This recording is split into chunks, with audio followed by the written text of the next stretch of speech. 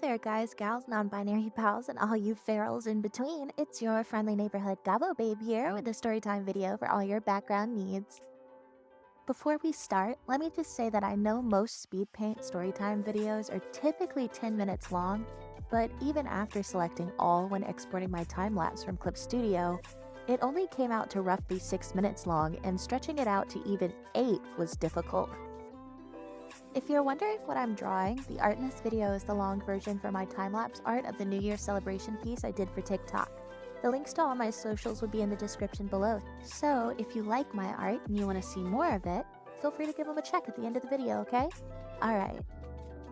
Now, I had a lot of fun on New Year's Eve. I actually spent most of it working on the coloring app of this video and playing a bunch of games on Tabletop Simulator with my friends.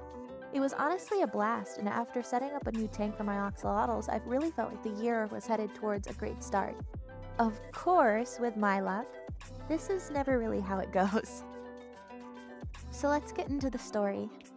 But first, let me stop you there and preface this with this is a do as I say, not as I do moment. I'm a fully fledged adult, and even I mess up when handling fireworks. So please be careful and always have adult supervision. And if you're an adult, maybe adultier adult supervision? Anyways, to start off, I spent this New Year's with my husband, his sister, her husband, and their 2 kids. Us adults all planned to grab fireworks the week leading up to the holiday, but seeing as I'm the only real free agent in the house and everyone was having conflicting schedules, it ended up being more of a, hey, I'll grab some fireworks on my way home after work if you can grab the good ones before they all run out kind of situation.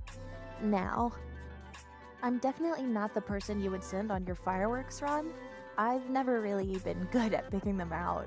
About 3 years ago, I went with a friend and bought some I thought would be really cool, and they essentially ended up being the, oh look, it's a big sparkler kind.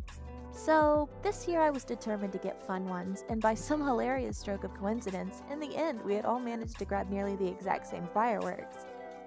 So, with our pile of sparklers, smoke grenades, top spinners, and a set of something just called Happies, and a ton of other wild assorted goods, we started off the year with a bang. The kids had a blast with the sparklers, and we all had fun watching the bigger ones go off too. Even if one of them fell over and shot itself into the side of the house. Yeah. Lesson learned, pop fireworks on level ground only.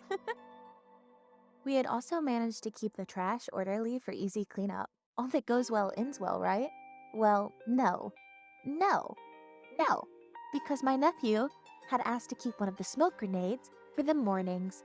And since you can't really see the colorful smoke at night, we completely understood. All good, his mom tells him sure. And the next day he asked to set it off. We say yeah and head outside to watch him pull the string and toss the thing, and it doesn't go off. As a matter of fact, the poor kid was so excited that he yanked the string out so fast it took the core with it. He comes over defeated and tells us that it didn't work, and his mom pats him on the back, and I go and collect the grenade and its broken parts. Now this is the part where I tell you to not try this at home. Because my pyromaniac little goblin brain gets this bright idea in it that, hey, I could probably just get some type of metal pointy object and then carefully put the fuse and core back inside the firework and it should work, right? Great idea, right? This wily idea would soon be my downfall, because hey, I get the parts back together, and I'm a responsible adult, so I tell my nephew that he can watch, but I'll have to be the one to pull the pin and toss it. And boy am I glad I did, because it exploded in my hand. My thumb lit up, and the iron box of my mind imploded into 1,000 suns. A little fun fact, although I love fire, I have what I consider to be a healthy fear of being burned or getting caught on fire. In reality, I quickly tossed the grenade, purple smoke flowing from it now like a waterfall, and pressed my now blackened thumb into my shirt, and with a strained smile on my face, told the kids that it was no big deal and proceeded to speed walk to the kitchen to absolutely drown my finger in cold water. It didn't really help except for washing the purple dye off and some of the char from my thumb. And I was trying really hard to pretend it wasn't that bad, and no, the now burnt indention on my thumb didn't hurt at all. Nope, not at all. I definitely didn't have an ice pack made for it because it still burnt like hellfire even after applying burn cream and anti-burn spray to it. We all have worked in kitchens before, and some still do, so yes, we keep it handy. It's been about 5 days now, and the burn is pretty much just a thick callus on the front of my thumb. Which is good because I have commissions I need to finish this month. Yeah, I know it was a dumb idea to say the least, and after a solid scolding from my sister in law, I'd say I've probably learned my lesson. In the end, it seriously hurt, and I didn't realize until later, after the initial pain had worn off, that I'd also partially singed my arm. I smelled like fireworks and smoke all day after that. So, yeah, kids, next time your firework doesn't go off or you break it and the little voice in the back of your head says you can fix it, don't listen and just chalk it up to a dud. There's always next time, anyways. It may feel a little disappointing, but there are plenty of holidays that have fireworks as part of them, and this ended pretty mildly, all things considered. It could have been much worse. My thumb will heal, but my dignity will forever remain in tattered pieces out there on the lawn.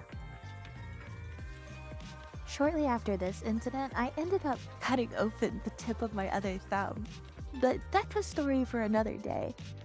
Hey, if I tell you all of my stories in one go, what would there be left for me to tell you next time? You think I'm just gonna have tons of first-hand stories to tell you? I mean, I do, but think about it, it would take up so much of your time. Anyways, that's pretty much all for this video. Sorry it took a little while to post. Between trying to get ready for the upcoming college semester and visiting all of my family over the holidays, I really didn't have any free time until now to record and edit this video. Maybe next time I'll tell you guys about the mayhem that is signing up for college and enrolling in classes. That itself was such a battle, and as of right now, it's still an ongoing one. Anyways, I hope you like my story as well as my art, and I'll see you all next time. Let me know what you'd like to see a speed paint of next. I'm thinking of maybe redesigning some of my old art, but what do you think? Let me know in the comments. Shout out to all my friends over on Discord for helping me decide the final version of this piece. You have no idea how stumped I was. The music I used in the background of this video is brought to you by Upbeat.io, a website where you can get some really nice royalty-free music for your video needs. I'm not sponsored, I just really like the site, and I actually use it to find music I can listen to while working that doesn't have lyrics that'll distract me. You can find a link to the playlist I used for this video in the description below. See you next time!